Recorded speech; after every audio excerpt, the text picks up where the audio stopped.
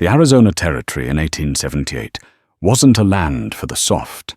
It was a place of blistering sun and freezing nights, where life was etched in the lines on a person's face, and survival was a prayer whispered into the dust. For a young woman named Elara Vance, it was a cage gilded with piety and locked by duty. She was told what to feel, who to obey, and who she would belong to. Love wasn't a consideration. It was a weakness the desert couldn't afford.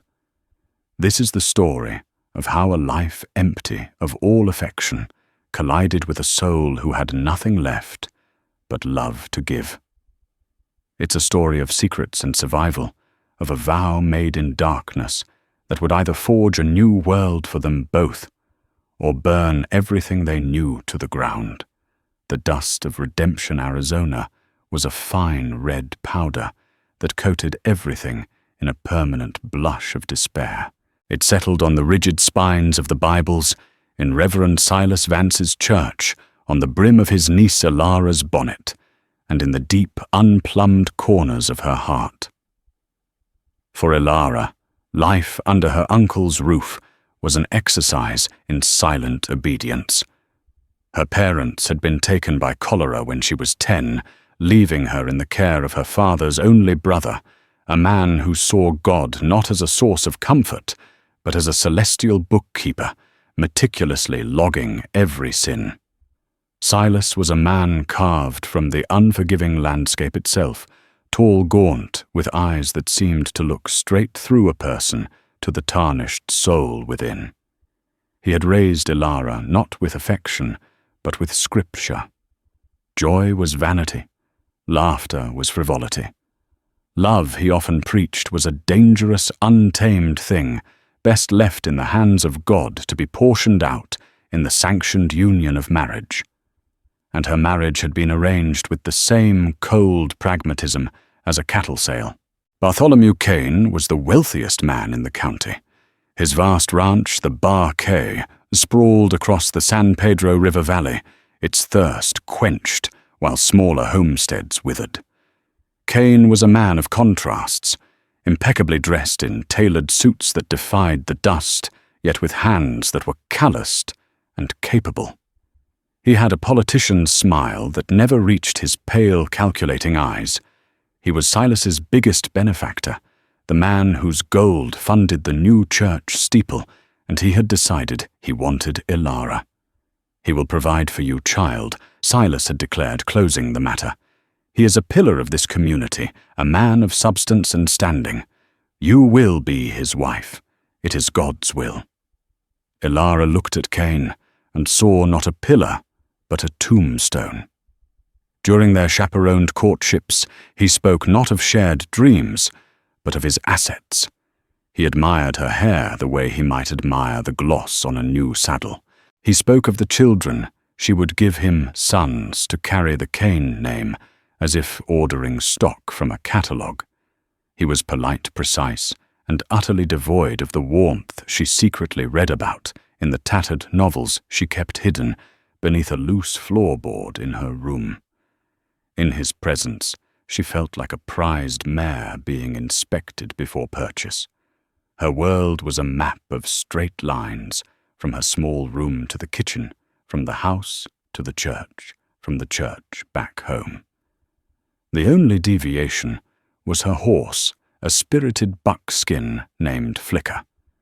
On Flicker's back, she could ride out into the scrubland where the saguaros stood like silent, multi-limbed prophets against the bleeding sunset.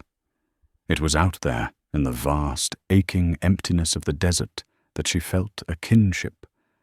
The land was as lonely as she was. One sweltering afternoon, a week before the wedding was scheduled, the pressure in Elara's chest became a physical weight. Kane had visited bringing a gift, a heavy, ornate silver locket. As he fastened it around her neck, his fingers brushed her skin, and a chill of revulsion, cold and sharp, shot through her. His touch felt like a brand, a beautiful vessel For a beautiful neck, he'd murmured, his breath smelling of expensive cigars and something faintly sour. Soon all of you will belong to me. That evening the locket felt like a stone on her chest. The air in her small room was thick with the scent of her uncle's simmering resentment and the impending doom of her own future. She couldn't breathe. Slipping out of the house as the moon cast long skeletal shadows across the yard, she made her way to the corral. Flicker nickered softly, a warm, living comfort in the cold night. She didn't saddle him. She just swung onto his bare back, her nightgown tangling around her legs, and urged him out, away from the sleeping town of redemption. She didn't have a destination. She was just running from the straight lines, seeking the wild, jagged horizon. She rode until the lights of the town were swallowed by the darkness, until the only sounds were the horses' breathing and the frantic, desperate pounding of her own heart. She was chasing a freedom she had only ever dreamed of, unaware that she was riding directly toward a destiny that would demand more courage than she ever knew she possessed. She rode toward the rust-colored mesas, where the ancient spirits of the land kept their secrets, and where a life lay bleeding into the sand. The sun was a merciless hammer by mid-morning. Ilara had ridden for hours, letting Flicker wander through arroyos and canyons she'd only ever seen from a distance. The initial panic had subsided, replaced by a hollow exhaustion. She knew she couldn't run forever. Sooner or later she'd have to return to the cage. But for now the silence was a balm. She was following a dry creek bed, the stones clattering under Flicker's hooves, when a flash of color caught her eye. It wasn't the dun and ochre of the desert. It was a patch of dark crimson stark against the pale sand near a cluster of jagged rocks. Curiosity, a feeling long suppressed by her uncle's rigid teachings, tugged at her. She slid off Flicker's back, her bare feet sinking into the warm grit, and approached cautiously. The source of the color was a man. He was Apache. There was no mistaking the high cheekbones, the long black hair matted with blood and dirt, or the simple leather clothing. He lay half-sprawled, his body contorted in a way that screamed of agony. One leg was twisted at an unnatural angle, and a dark, ugly stain was spreading across his side. He was unconscious, but a shallow, ragged breath hitched in his chest. Ilara's first reaction was a jolt of pure, undiluted fear. It was a fear born of 1,000 whispered warnings of stories told in hushed, terrified tones in redemption. Savages, raiders, godless heathens who scalped women and children. Her uncle's sermons painted them as demons, in human form the scourge of the righteous. The name Geronimo was spoken like a curse. She should run. She should get on Flicker and ride as fast as she could, back to the sterile safety she so despised. She took a step back, her heart thudding against her ribs. But then the man groaned. It was a low, wretched sound, not of menace, but of pure, unadulterated pain. It cut through the layers of prejudice that had been so carefully wrapped around her. In that moment, he wasn't the boogeyman from her uncle's stories. He was a human being bleeding and broken under the same relentless sun that beat down on her. Her feet remained rooted to the spot. She watched the labored rise and fall of his chest. His face even slackened, and pale beneath its bronze skin was strong.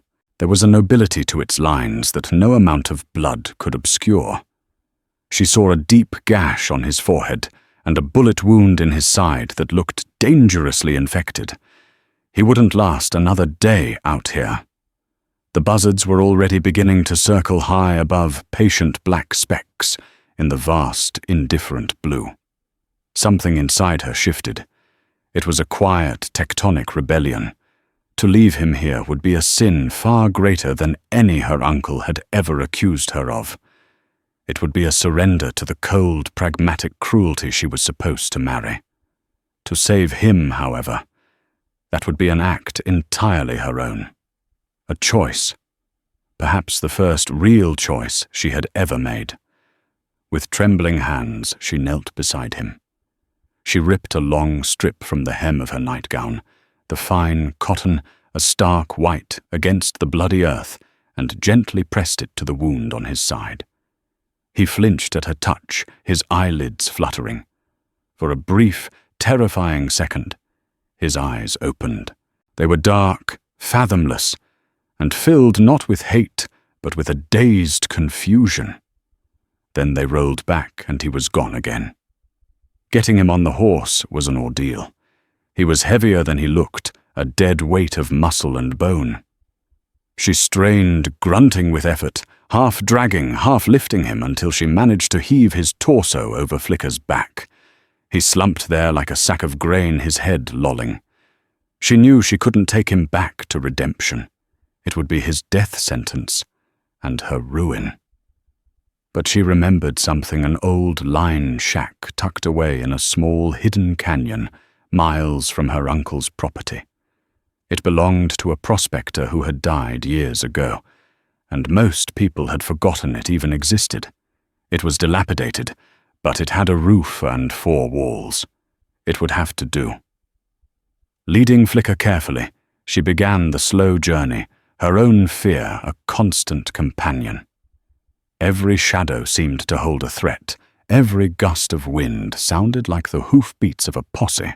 She was breaking every rule she had ever been taught, helping an enemy defying her place, acting on her own forbidden impulse. The heavy silver locket from Bartholomew Kane swung against her chest, with every step, a cold, metallic reminder of the world she was betraying. But for the first time in her life, Elara Vance felt like she was walking toward something, not just running away. The line shack was more ruin than shelter. The door hung on one leather hinge, and the wind whispered through the gaps in the chinked logs. But it was secluded, and a small brackish spring seeped from the rocks nearby, providing water. Elara eased the unconscious Apache from Flicker's back onto a dusty, moth-eaten cot inside. The pain of the movement roused him, and a guttural cry was torn from his lips before he fell back into darkness.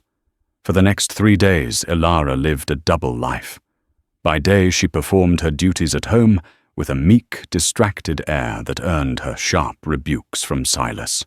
Her mind was constantly in the canyon. She stole food, hardtack, dried jerky, a small bag of beans. She pilfered a bottle of whiskey for cleaning wounds and took one of her father's old hunting knives. The most difficult thing to acquire was medicine.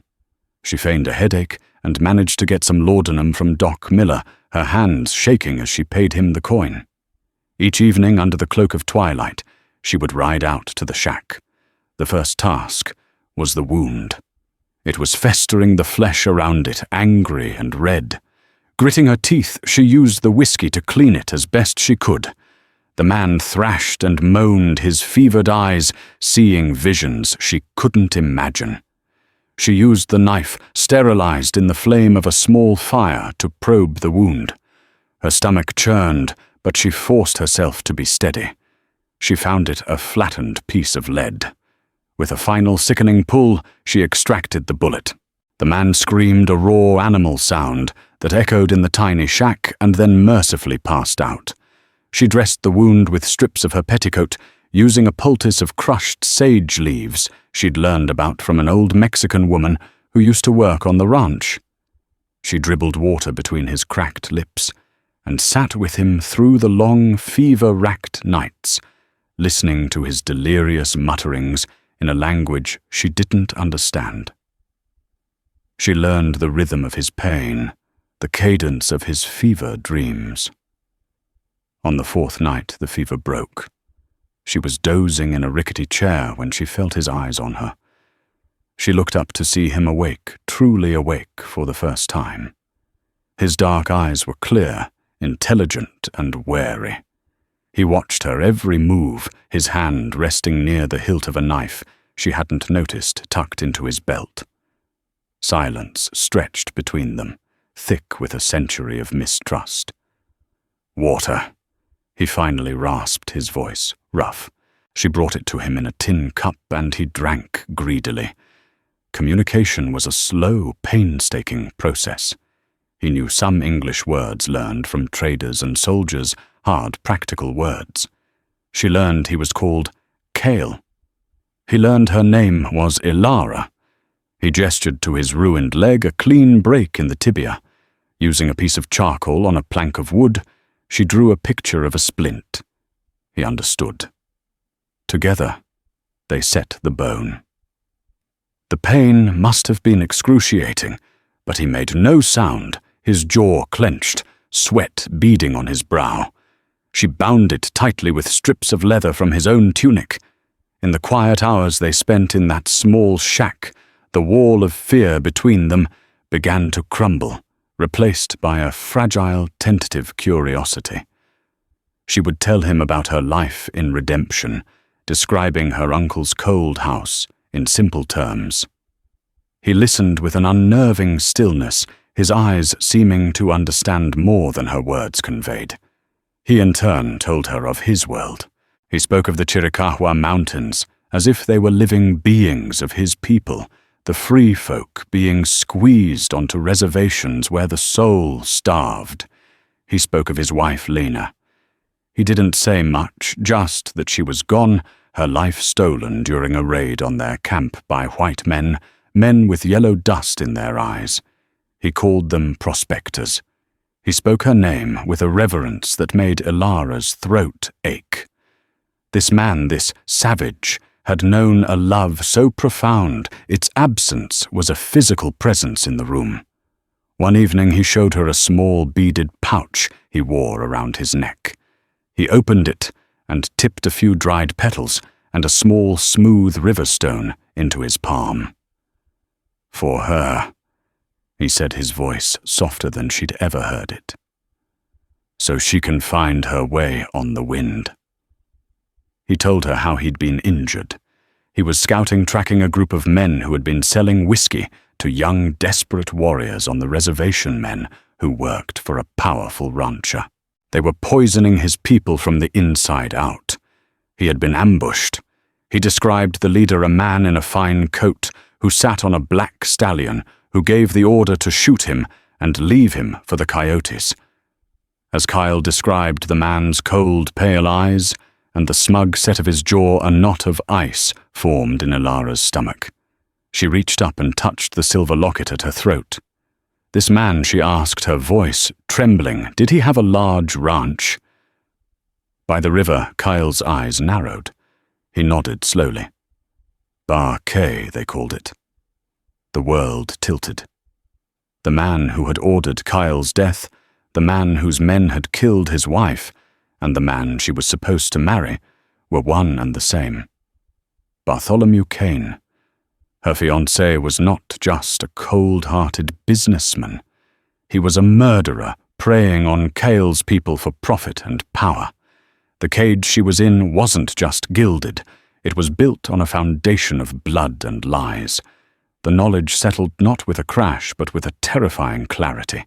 Her secret act of mercy had entangled her in a conflict far deeper and more dangerous than she could have ever imagined. She was no longer just hiding a man. She was harboring the sworn enemy of her future husband. The revelation changed everything. The shack no longer felt like a mere sanctuary. It felt like the epicenter of a war. And she was standing on the fault line. Every time she looked at Kyle, she saw not just the man she had saved, but the living embodiment of Bartholomew Kane's depravity. Her complicity in that world, her impending marriage, felt like a stain on her soul. Her trips to the shack became more fraught with terror. Kane was growing impatient. He visited the house more frequently, his presence sucking the air from the room.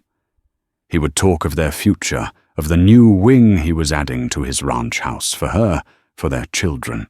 He would trail his fingers along her arm, and she would have to fight the urge to recoil, the image of Kale's fevered, pain-racked body flashing in her mind.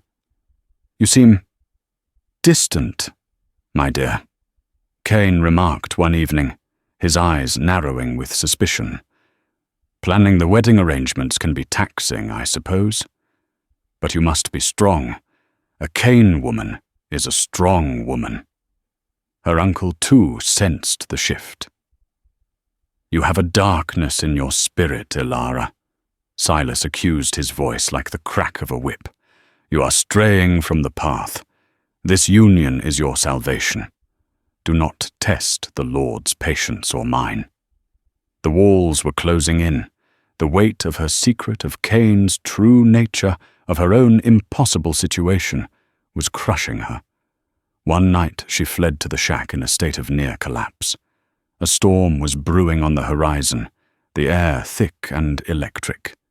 She found Cale outside, leaning on a makeshift crutch, his splintered leg held stiffly. He was staring out at the darkening mesas, his profile resolute against the bruised purple sky. He had been growing stronger every day. The lines of pain on his face had eased, replaced by a quiet intensity. She slid from Flicker's back and stumbled toward him, the carefully constructed dam of her composure finally breaking. A sob raw and ugly tore from her throat. It was followed by another and another, until she was weeping uncontrollably, her body shaking with the force of her despair. Kyle turned, his expression instantly softening from stoicism to deep concern. He said nothing, simply stood there, a steady presence in her storm. "He will own me." She choked out the words, tumbling over each other. "My uncle, this town, him. They've built a cage for me my entire life, and I just walked into it. I'm supposed to feel blessed. I'm supposed to feel grateful. But I feel nothing. Nothing at all." She sank to her knees in the dust, her hands covering her face. "All my life, I've read about it in books, heard it in songs. I've seen the way some people look at each other, but I have never felt it. Not once. It's like a part of my soul is missing." She looked up at him, her vision blurred by tears, her face a mess of anguish and dust. The confession, the most vulnerable truth of her existence, spilled from her lips in a broken whisper. "I have never known love." The world seemed to fall silent. The wind died down. The approaching storm held its breath. Kyle looked down at her, and in his dark eyes she saw a reflection of her own pain, an empathy so profound it was like a physical touch. He had lost the great love of his life, and she had never had one to begin with. They were two sides of the same desolate coin. He lowered himself carefully, painfully to the ground in front of her. His movements were slow, deliberate. He reached out not to touch her, but holding his hand, palm up in the space between them. It was an offering, not a demand. His voice when he spoke was low and steady, a bedrock in her swirling sea of chaos. It carried the weight of his own history, his own sorrow, and a strength she had never encountered before. "Then I will give you all of mine," he said. The words were not a proposal, not a flirtation, not a promise of an easy future. They were a vow, a transference. He was offering her the entirety of what he had left, the love he had for his lost wife, his people, his land. A love that was fierce, protective, and forged in unimaginable loss. He was offering her a love that knew the cost of things, a love that had survived the fire. In that moment, something broke open inside Ilara. It was not the giddy flutter of romance she'd read about. It was something far more powerful. It was the feeling of being seen, truly seen for the first time in her life. It was the feeling of a soul reaching out to hers in the darkness. She slowly placed her trembling hand in his. His skin was warm and calloused, a stark contrast to Cain's smooth, cold touch. As their fingers intertwined, the first drop of rain fell from the sky, landing like a tear on their joined hands. The storm had finally broken, and so had the world as Ilara knew it. She was no longer just his savior, and he was no longer just a man she was hiding. They were bound by a promise made in the dust under a gathering storm, and there was no going back. The vow hung in the air of the small shack more real and binding than any church-sanctioned promise. It changed the dynamic between them from one of patient and rescuer to something akin to partners allies against a world that would see them both destroyed. Kyle began to teach her things, not just words in his language, the Ende, but how to read the land. He showed her which plants could heal and which could kill, how to find water by watching the flight of a bird, how to move without leaving a trace. He was giving her the tools of survival, the tools of his world. In return, she read to him from her hidden books, her voice giving life to stories of faraway places, and he would listen, his gaze unwavering, seeing the yearning for freedom in her that he knew so well. But their fragile peace was destined to be short-lived. The outside world was a relentless tide, and it was beginning to seep through the cracks of their sanctuary. The first sign of trouble came from an unlikely source, Jebediah, her uncle's oldest ranch hand. Jeb was a man who looked as old as the hills, with a face like a sun-dried apple and hands gnarled from a lifetime of roping and branding. He rarely spoke, but he saw everything. He had watched Ilara since she was a girl, and he'd seen the light in her eyes dim under Silas's and Cain's shadows. He'd noticed her nightly rides, her distracted manner, and the small cache of supplies slowly dwindling from the pantry. One evening as Ilara was preparing to ride out, Jebediah cornered her by the corral. "Be careful, little bird," he said, his voice a low rumble. "Some cages don't have bars, you can see. And Cain, he ain't the kind of man who likes his property to wander." He pressed a small, heavy box of cartridges into her hand. "Your pa's old Colt is still in his trunk. Might be a good time to remember how to use it." He said nothing more, just tipped his hat and walked away, leaving Ilara stunned by his silent, dangerous act of loyalty. The net truly began to tighten when Silas, driven by a paranoiac's intuition, decided to search his niece's room. He found the loose floorboard, but it wasn't her books that damned her. Tucked inside the cover of one of them was a small eagle feather. It was one Cale had given her a token of thanks. To Silas it was the brand of the devil, an Apache trinket. His face, already a mask of grim piety, contorted with a righteous fury. The puzzle pieces clicked into place in his mind, her secretive behavior, her sudden pallor, the stolen supplies. It could only mean one thing. She was consorting with the enemy, a sin of the flesh and the spirit, a betrayal of her race and her God. He didn't confront her. Silas was more cunning than that. He went directly to Bartholomew Cain. Cain listened to the Reverend's sputtering, horrified accusations with a chilling stillness. His affable mask dropped away, revealing the predator beneath. He wasn't just angry, he was insulted. His property was being befouled. His authority was being challenged. The Apache scout his men had failed to kill was not only alive, but was being harbored by his intended bride. It was an intolerable affront to his power. "I have men searching for the renegade who ambushed my prospectors," Cain said, his voice deceptively calm, a cold fire burning in his eyes. "It seems their search area was too broad. We will narrow it. Find him. Find them both." He summoned his foreman, a ruthless man named Cully, whose loyalty was bought and paid for in blood and silver. "Take a dozen men," Cain commanded. "The Reverend here suspects his niece is hiding that Apache cur we lost a few weeks back. She has a habit of riding out towards the old mesas. Scour every canyon, every cave, every abandoned shack. I want him dragged back here, in chains. And I want her brought back untouched. She will be my wife, and she will learn the meaning of obedience. The hunt began.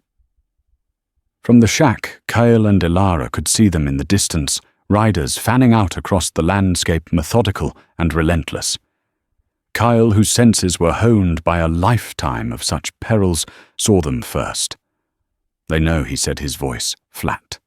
He looked at his splintered leg, a bitter frustration in his eyes. He could walk, even run for short distances, but he was in no shape to outmaneuver a dozen mounted men in open country. Panic, cold and sharp, seized Ilara. "What do we do?" Kyle's gaze met hers, steady and clear. There was no fear in it, only a grim resolve. "You must go back," he said. "Tell them you are lost. Tell them whatever you must. This is not your fight." "No." Ilara said the word, coming out with a force that surprised them both. The girl who had trembled in her uncle's presence was gone. "You said you would give me all of your love. You didn't say it would be easy. This is our fight now." She took the box of cartridges from her pocket and pulled her father's old Colt Peacemaker from her saddlebag. The metal was cool and heavy in her hand. Jebediah's warning, Silas's betrayal, Cain's possessive rage, it all solidified into a single terrifying truth. The time for hiding was over. The net had closed, and they were trapped within it. The posse moved like a closing fist. Cully Cain's foreman was a brutal but effective tracker. He found Flicker's tracks fresh and clear, leading directly toward the hidden canyon. By late afternoon, the line shack was surrounded. Inside, the air was thick with tension. Ilara, her father's Colt feeling alien in her hand, stood by the single grimy window, watching the riders take their positions among the rocks. Kyle was beside her, armed with his knife and a heavy branch he'd fashioned into a club. His face was a mask of concentration, his eyes scanning the terrain, calculating odds that were impossibly long. "When they come," he said in a low voice, "stay behind me.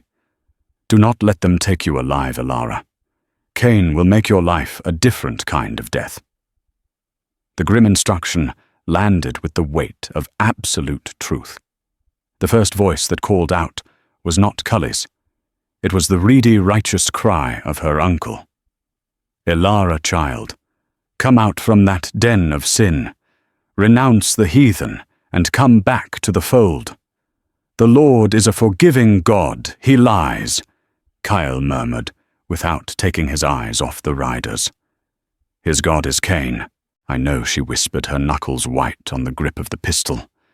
Then came the second voice, smooth and laced with menace. Bartholomew Cain himself had ridden out. He sat astride his black stallion on the ridge overlooking the canyon, a king surveying his domain. "Ilara, my dear, this foolishness has gone on long enough. Bring out the savage. You will not be harmed. We have a wedding to plan." His voice dripped with a possessive confidence that made her blood run cold. She didn't answer. Her silence was her defiance. Cully grew impatient. "Enough of this. Let's go in and get 'em." The assault began. 2 men charged the shack from the front, while others provided covering fire. Splinters flew from the log walls as bullets ripped through the decaying wood. Kyle shoved Ilara to the floor, shielding her with his body as the shack was peppered with shots. He rose, moving with a surprising speed, despite his injury, and flung the heavy door open just as one of the men reached it. He brought his club down with vicious force, and the man crumpled with a cry. Ilara, peering from the floor, saw the second man raise his rifle. She acted on pure instinct. She lifted the Colt, aimed, and fired. The recoil slammed her shoulder back, and the explosion was deafening in the small space.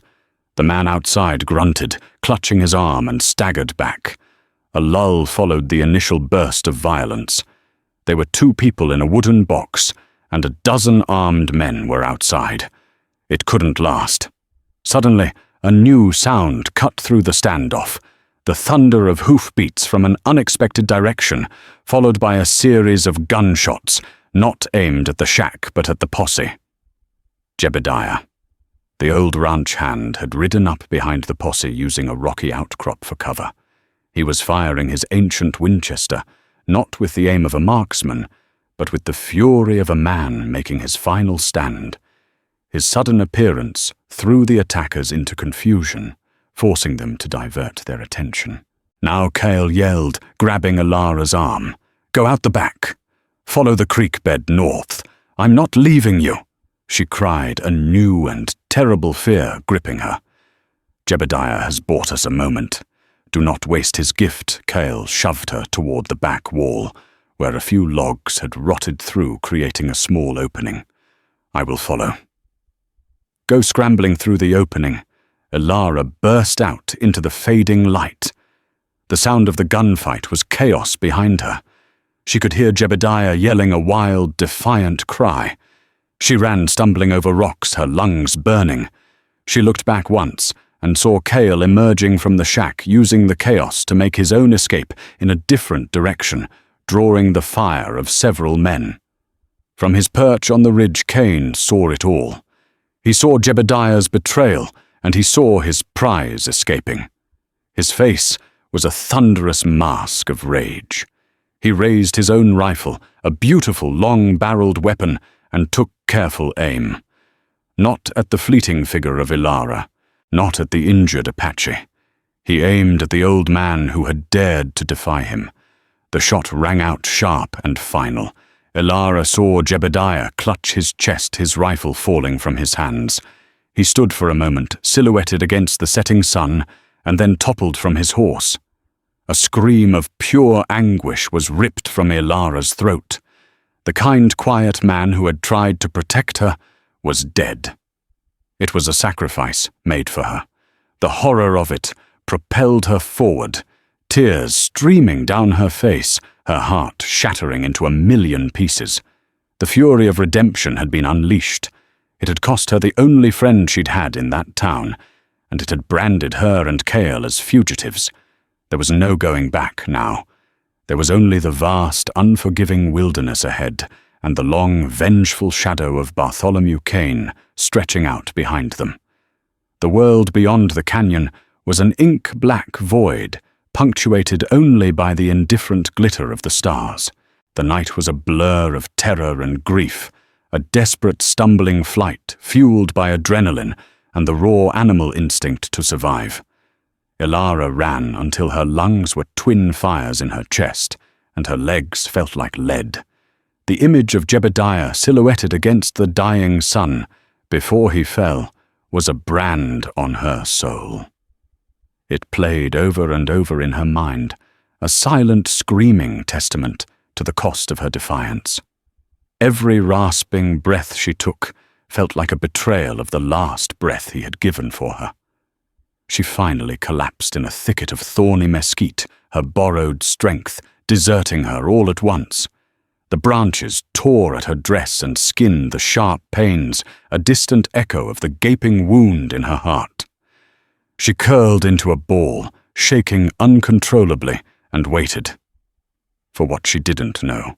For the posse's riders to burst through the brush, for the ground to swallow her whole. The sounds of the pursuit had faded, replaced by the chirping of crickets and the vast, deafening silence of the desert. She was utterly terrifyingly alone. An hour passed, an eternity measured in heartbeats. Then a shadow detached itself from the deeper shadows of the night, moving with a silence that was preternatural. Kyle. He was limping heavily, his face a grim mask of exhaustion and pain. But he was alive. He knelt beside her, his presence a sudden solid anchor in her swirling chaos. Without a word, she launched herself into him, her carefully constructed composure shattering into 1,000 pieces. The weeping that followed was not the quiet, stifled crying of her former life. It was a storm of grief, a raw, guttural outpouring of all the horror, fear, and loss she had bottled up. Kyle held her his arms a circle of surprising strength. He didn't offer empty comforts or easy words. He simply held her, absorbing the tremors of her grief, letting her feel the full, terrible price of their freedom. He understood that some wounds could not be mended with platitudes. They could only be witnessed. He was a brave man, Kyle said at last, his voice a low rumble against her ear. He chose his ground. He died an honorable death, fighting for something he believed in. He died for me. She whispered the words, choked with guilt. He died for what was right, Kyle corrected, gently pulling back slightly to look into her eyes, his gaze intense in the faint moonlight. There is a difference. Cain and your uncle, they take. Men like Jebediah they give. We will not let his gift be wasted. Now we must move. Grief is a weight, and we cannot afford to carry it until we are safe. His words were harsh, but they were true. They were the words of a survivor. With his help, she staggered to her feet, and so began their life on the run. They were two ghosts in the vastness of the Arizona territory, hunted by Bartholomew Cain's relentless fury, and by the law that saw only a runaway white girl and an Apache renegade. Cain, his pride, wounded as deeply as his authority, had put a bounty on Cale's head so large that it turned every distant stranger into a potential enemy. The story spun in redemption, preached from Silas's pulpit, was a Gothic tale of the innocent reverend's niece, bewitched by a heathen savage and dragged into the wilderness. The desert, once the symbol of her loneliness, now became their only sanctuary. The lessons Cale had started teaching her in the shack became the gospel of their survival. The first days were brutal. Kyle pushed them relentlessly, his injured leg a constant source of agony he refused to acknowledge. He taught her to walk on rock, to leave no tracks, to use the sun and stars as her compass, to recognize the subtle signs of water in the curl of a leaf or the flight of a bird. She was a clumsy student at first. Her hands, soft and pale from a life indoors, were clumsy when trying to set one of his snares. She grew frustrated, tears welling in her eyes, as the simple knot of sinew defeated her again and again. "Patience, Kyle," said his voice, calm as he took her hands in his. He guided her finger, showing her the motion. The deer does not rush into the trap. The trap must wait for the deer. The land does not hurry. You must learn its rhythm. Slowly she began to learn. The soft girl who had flinched at the sight of blood learned to skin a rabbit with her father's old knife, her movements becoming more sure, less hesitant. The young woman who had lived by a clock learned to tell time by the length of shadows. She learned which plants could soothe a fever and which berries would send a man into convulsions. The world she had once seen as a monotonous expanse of brown and green revealed itself to be a complex tapestry of life and danger, full of secrets and sustenance. As summer bled into the crispness of autumn, they moved higher, seeking the cover of the wooded foothills of the Dragoon Mountains. The physical transformation in Ilara was striking. Her skin was tanned, and weathered her hair sun-bleached. Her body, once constrained by corsets and decorum, was now lean and strong. But the deeper transformation was within. The fear that had once paralyzed her had been honed into a sharp, vigilant awareness. The meek obedience had been replaced by a quiet, unshakable resolve. Kyle, in turn, began to heal in ways that went beyond his mending leg. In teaching her and watching her grow, he found a new purpose. The crushing weight of his past, the grief for his wife, Lena, and his lost way of life began to lift. It did not vanish, but it made room for something new. He would watch her as she practiced with the colt, her brow furrowed in concentration, and a look of profound respect would soften his features. One cool evening, sitting by a small, cleverly hidden fire, he spoke of Lena more than he ever had before. He described her laugh, the way she could weave intricate patterns into baskets with lightning-fast fingers the song she used to sing to the morning sun. I thought that when she died, the world of light died with her, he said, staring into the flames. I thought my heart was a pouch of ashes. But you came with a spark, Ilara. You fanned the embers. He looked at her, his dark eyes vulnerable. The love I have for you does not diminish the love I had for her. It honors it. It proves that the heart can live again, even after the worst fire. In that moment, she understood the depth of his vow. He wasn't offering her a replacement love. He was offering her a love that had been tested, that knew the face of death, and had chosen to live. She reached out and took his hand, their calloused fingers intertwining. In the flickering firelight, surrounded by an immense wilderness, they were the only two people in the world. Their fragile peace was shattered a few weeks later. They were making their way through a narrow pass when Kyle suddenly froze, holding up a hand for silence. He pointed to the ground. A fresh track, a shod horse bearing a heavy rider, and beside it, the stub of a cheroot, the expensive kind Cain favored. Bounty hunters. Kyle breathed, his body instantly tense. They are close. They scrambled for cover, hiding in a crevice between two massive boulders. Soon 2 riders came into view. They were rough, hard-faced men, their eyes constantly scanning the landscape. One of them dismounted, examining the ground. Tracks are fresh, he called to his partner. An unshod pony and smaller prints. A woman's boot. It's them all right. $500 cold hard cash. The boss wants the Apache alive if possible. Says he has questions for him before he hangs him. Ilara's blood ran cold. The men were between them and their planned route north. To stay put meant being discovered. To retreat meant being trapped in the canyon. Kyle's leg from the strain of the climb was stiff and aching. He couldn't outrun them, and a direct fight was suicide. It was then that Ilara saw it. A small ledge 50 feet above them, where a cluster of loose rocks and scree were balanced precariously. An idea born of desperation, and her newfound knowledge of the land sparked in her mind. She looked at Kyle, her eyes communicating her intent.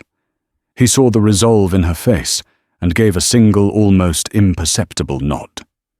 While he created a small diversion, tossing a pebble to make a sound down the canyon, Ilara began to climb.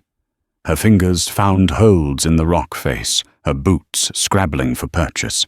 It was a terrifying ascent, every movement fraught with the danger of falling or making a sound. Below, she could hear the bounty hunters moving toward the sound Kale had made. She reached the ledge, her heart hammering against her ribs. She took her father's heavy Colt from her belt. She didn't aim at the men. She aimed at the small keystone that held the pile of scree in place. She took a deep breath, steadied her hand, as Kyle had taught her, and fired. The shot echoed like a thunderclap. The bullet struck the rock, and the unstable ledge gave way. A river of rock and gravel cascaded down the cliff face, not on top of the men, but directly in their path, blocking the canyon with a massive, impassable slide. Their horses reared in terror, and the men shouted in alarm and anger, their view of the upper canyon completely obscured by a thick cloud of dust. It had worked. They had bought themselves time. Scrambling down, she rejoined Kyle, and together they fled, leaving the cursing trapped men behind. They ran until they could run no more, finally collapsing miles away, hidden deep in a pine forest.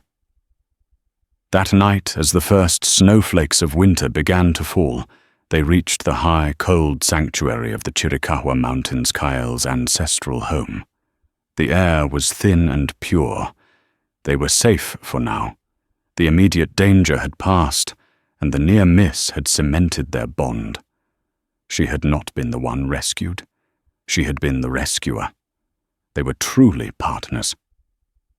Weeks later, huddled for warmth in a snow-covered cave, Ilara woke from a nightmare, the image of Cain's face, smiling his cold, proprietary smile, vivid and terrifying. "He will never stop looking for us," she said, her voice trembling in the darkness. "I know," Cale replied. He was awake beside her, a silent guardian. "But he is looking for the woman you were and the man I was. They no longer exist." He reached out and gently unfastened the heavy silver locket from her neck. It had remained there through their entire ordeal, a forgotten relic of her past life. It felt cold and dead in his palm. He crawled to the mouth of the cave. The world outside was a pristine blanket of white under a full moon. With a powerful flick of his wrist, he sent the locket sailing out into the darkness. It disappeared into a deep snowdrift without a sound, swallowed by the wilderness. He returned to her side, taking her in his arms. "My love was born of a world that was taken from me," he said, his voice quiet but intense. "Yours was never allowed to be born at all. Together we make a new world, Ilara.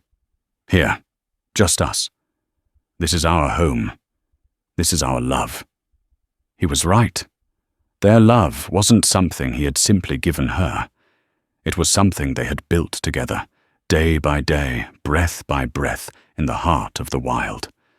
It was a love as fierce and enduring as the mountains that now sheltered them. They were fugitives. They were outcasts. Their future was a long, uncertain road, shadowed by danger. But they were free. And for the first time in her life, as she looked out at the vast, untamed, snow-covered wilderness, Ilara Vance was not afraid. She was home. And so the story of Ilara and Kyle doesn't end with a ride into the sunset, but with a walk into the dawn of a new, uncertain day. Theirs is a reminder that true love is rarely about grand declarations or easy promises. It's forged in the fires of adversity. It's about finding that one person who sees you when the rest of the world looks right through you, and choosing to face the wilderness, both outside and within, together. They were two broken souls from different worlds who found that what they had left was more than enough to build a new one. Their journey was far from over, and the shadow of men like Bartholomew Cain is long, but they had each other. And in the heart of the unforgiving West, that was everything. If their story of courage and sacrifice touched your heart, please take a moment to hit that like button. Share it with someone who loves a story about the enduring power of the human spirit. And most importantly, subscribe to our channel for more tales from the dusty trails of history. What do you think happened to them? Let us know in the comments below. Thank you for listening.